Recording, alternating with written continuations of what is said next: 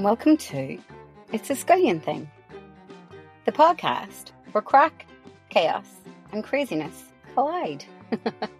Try saying that 5 times. Picture the scene.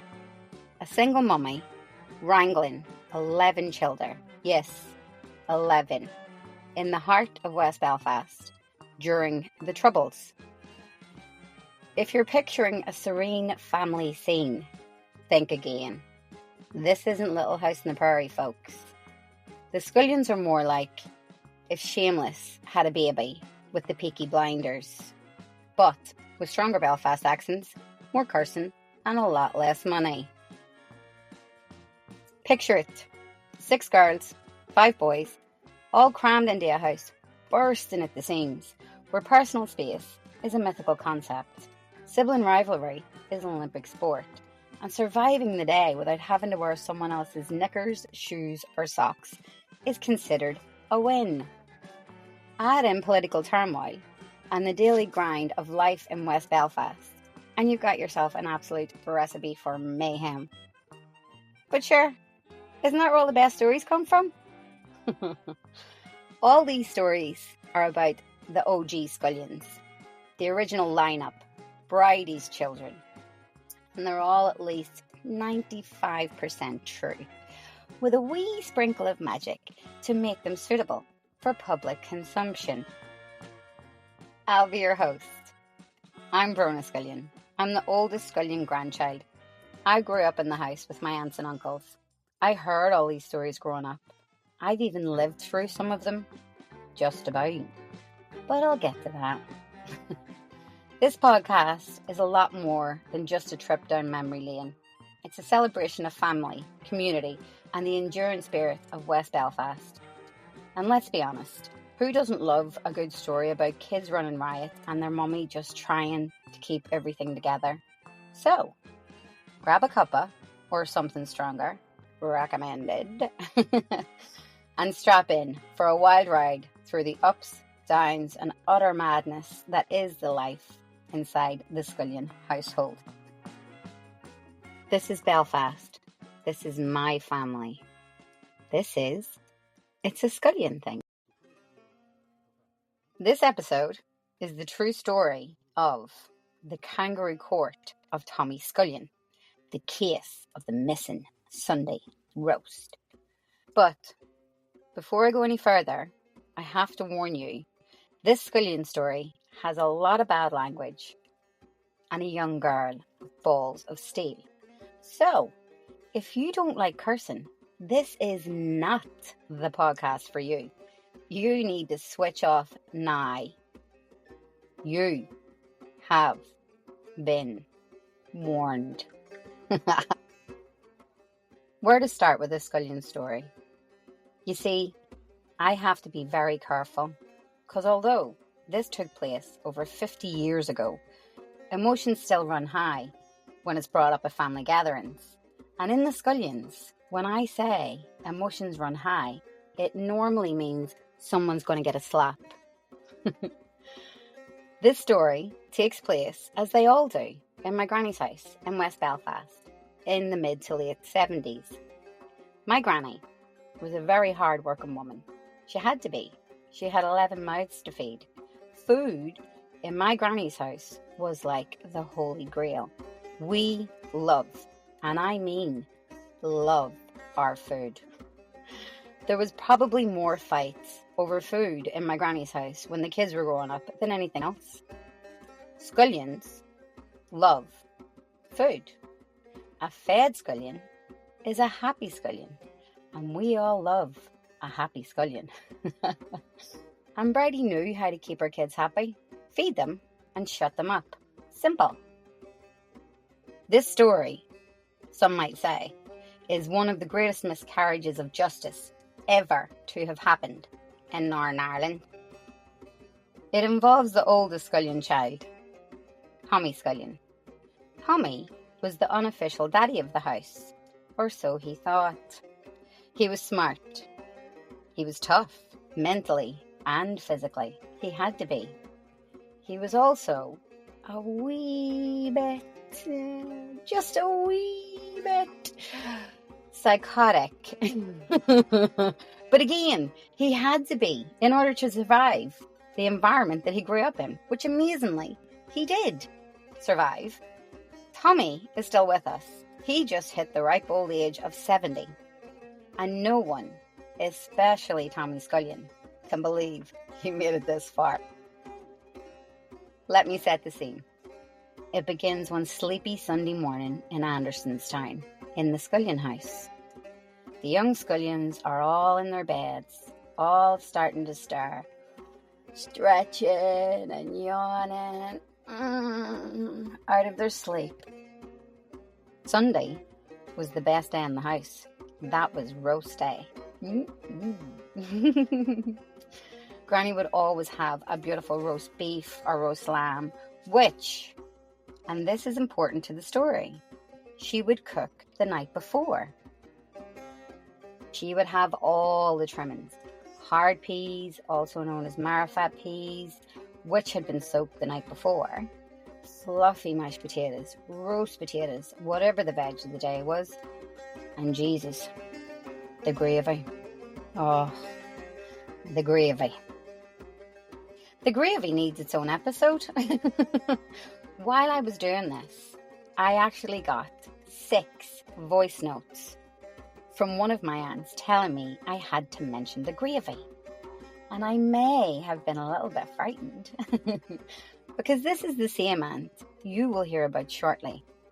The nice one. This was the best gravy in the world. Oh my God. You would literally risk getting your hand chopped off just to dip your bread in this gravy. It was just so mouth-wateringly delicious. Anyway, my mouth is watering just thinking about it. That's so bad. I need to stop talking about the gravy.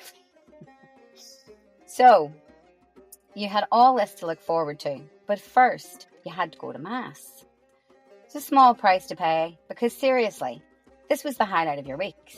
And well, you know, this was the 70s. There was no Domino's or McDonald's. This was it. As the young Scullions stirred upstairs, a horrific scream burst out in the house. Now, this was nothing new in my granny's house. As I may have mentioned, we were Catholics. Living in West Belfast in the 70s, we were no strangers to having our front door kicked in the middle of the night by the British Army, and all the men and women in the house being arrested for no more than their bad choice of nightwear. Oh yeah, and of course, sorry, how could I forget? Being Irish. So, screaming wasn't that unusual, but this scream was different. It was painful. It was sorrowful. It sounded like a wounded animal.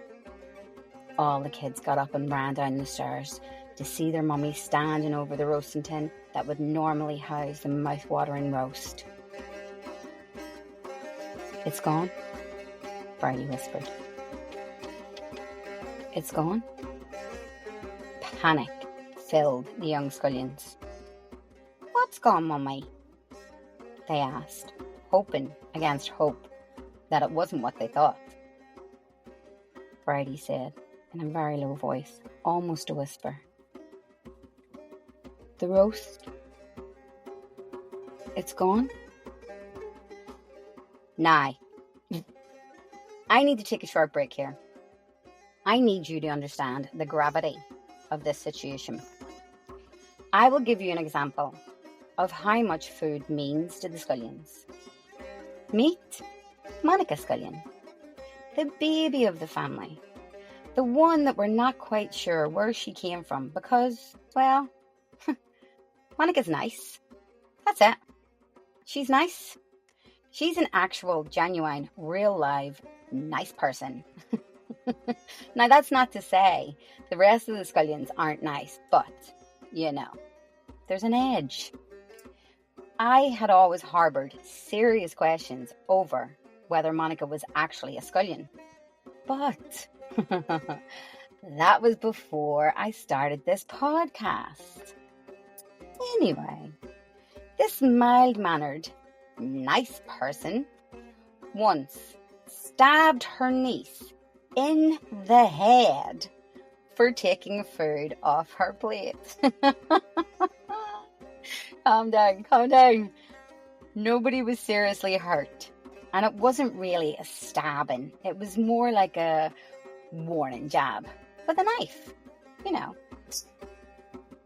It was deemed an accident, but I have my doubts, especially since Monica to this day claims that the niece, who shall remain nameless for her own protection, walked into the knife. Monica is proven to be more of a scullion than I first thought. So, that's how much food means to us. We will literally hurt you if you get in the way of our food. And that is just a fact.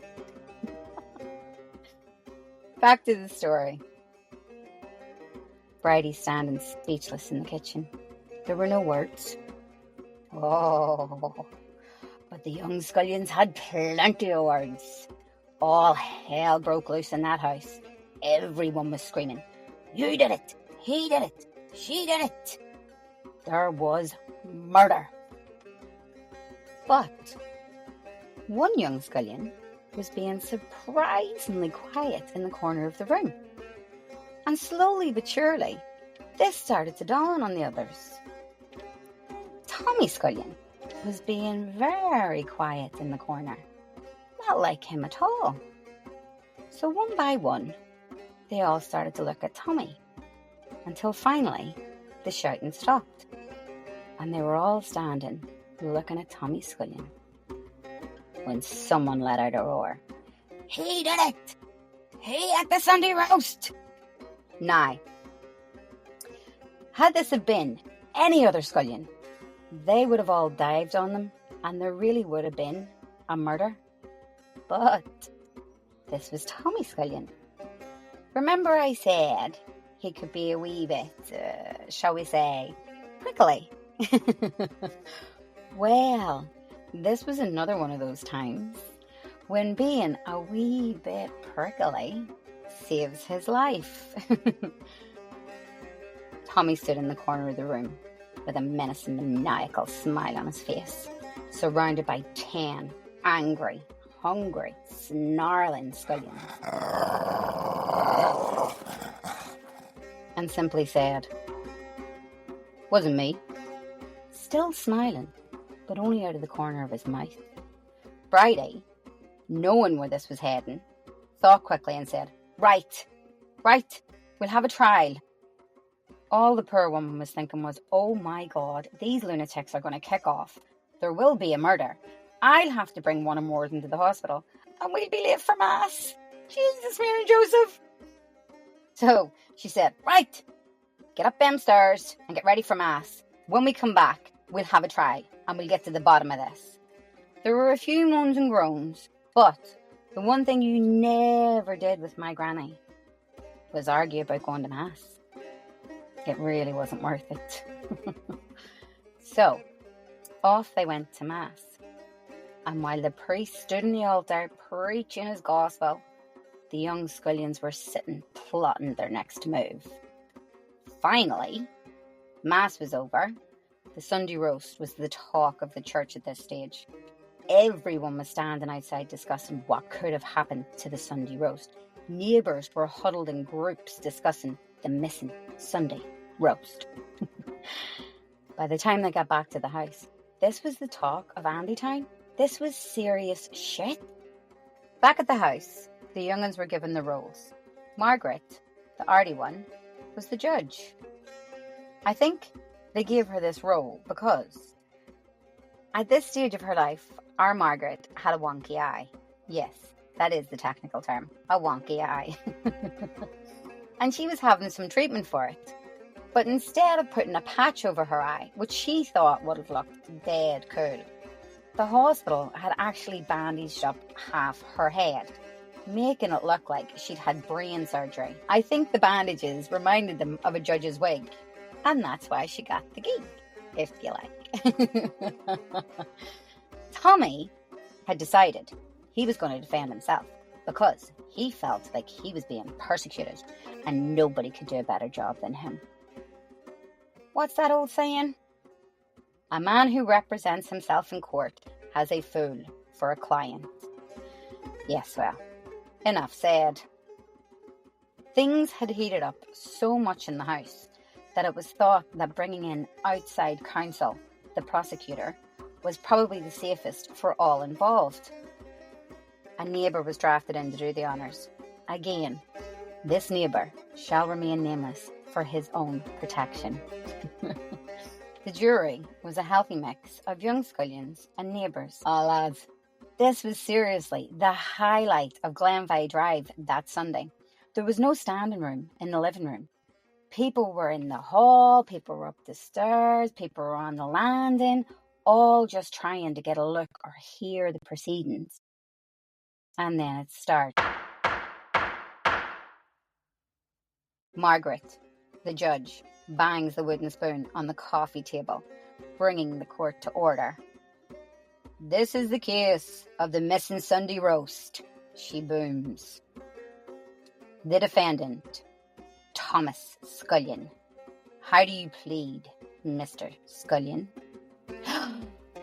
Everyone's holding their breath. Tommy says, smirking, not guilty, Your Honour. With that, uproar breaks out in the gallery. Everyone's screaming and shouting.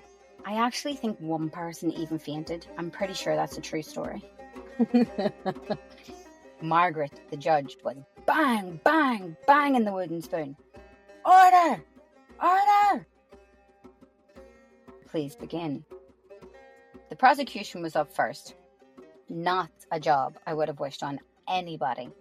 The neighbour, who shall remain nameless, nervously stands up and with his voice breaking all over the place, he starts. I put it to the jury that on Saturday night, a drunken Tommy Scullion stumbled home from the DC. Side note, for those who don't know, the DC was the Donegal Celtic, the local pub, where at the time you could buy a pint for 12p. I need a time machine. Is it just me, or does anybody else want to go back in time where you can buy a pint for 12p? The prosecutor continues. Tommy Scullion snuck into the kitchen and devoured the Sunday roast without a thought for anyone but himself, depriving the poor Scullion family of their much-loved Sunday dinner. The prosecutor gestures to the Scullion children, who are all now looking pitiful. He says to the crowd, look at their poor wee faces. They're all starving. And with that, a defiant Tommy Scullion roars out, I object, Your Honour. There is no proof I did anything like that. In fact, I put it to the court that it was not me who did this. It was, in fact, Tommy swings around and points his finger and says, the dog. The dog did it, Your Honour. Gasps break out all over the place. People are whispering in the hall, stairs and landing.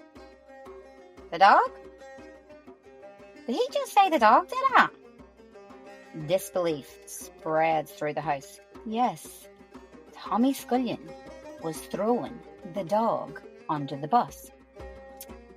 Now, the dog in question, who at this stage had a very squeaky bum with everyone staring at him, was our Bridie. Bridie was a border collie. He was highly intelligent and a kind and gentle soul. But he was a Scullion. And when it came to food, it was every man, woman and dog for themselves. Tommy continued through gritted teeth. It was the dog, he seethed. I seen him hanging round the oven late Saturday night when I came home from the pub. He was looking shifty as fuck. The poor dog, at this stage, was sat with his paws over his head. He didn't know what to do.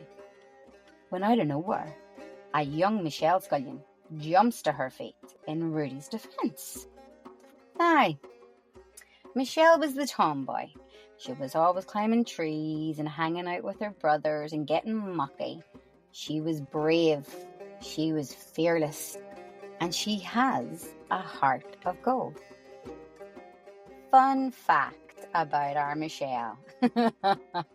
She couldn't keep her mouth shut. She always told the truth, and my granny loved this.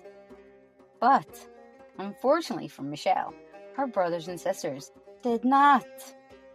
In our family, Michelle was lovingly known as the rat. Anyway, a young Michelle bounces to her feet at the sheer injustice of the whole situation. After all, dog couldn't defend himself. She roars, "You're a liar, Tommy Scullion!" Everyone freezes. Everyone. You see, all fun and games aside, you did not speak to our Tommy like this. He was the oldest, he was the toughest, and he was not opposed to dishing out the odd slap. Only when needed, of course, but this was shaping up to be one of those times. Michelle carried on. She had completely lost the run of herself at this stage. "You're a liar, Tommy Scullion." Tommy glared at Michelle. "You did it." Michelle, whose confidence was growing now, started walking slowly across the room towards Tommy. Speaking to the crowd, she starts, "I know it wasn't the dog, because although our Rudy is as smart as fuck, let me ask you this, Tommy. Do you seriously expect us to believe that the dog," she points at poor Rudy, "crept into the kitchen while everyone was sleeping, opened the oven door, removed the roasting tin from the oven, put it on the counter, removed the foil covering the roast, and at the roast, then, Michelle was addressing the whole courtroom now, the smart little fucker that he is, covered the empty tray and put it back in the oven? Is that what you want us to believe, Tommy Scullion?" Well, Tommy Scullion was speechless. What could he say? What could he do?